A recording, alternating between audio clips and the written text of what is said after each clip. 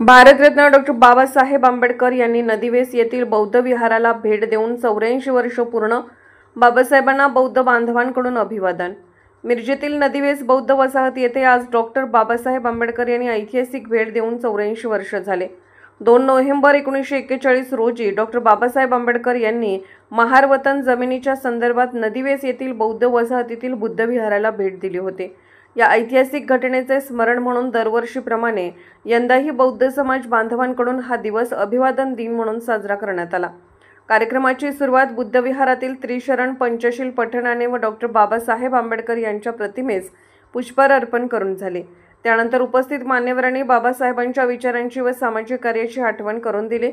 या प्रसंगी ज्येष्ठ नेते मधुकर कांबळे, RPIचे युवा जिल्हाध्यक्ष श्वेतपद्म कांबळे, सुनील कांबळे, धम्मराज कांबळे, तानाजी कांबळे, सूरज कांबळे, रत्नराज कांबळे यांच्यासह मोठ्या संख्येने समाज बांधव आणि महिला भगिनी उपस्थित होत्या.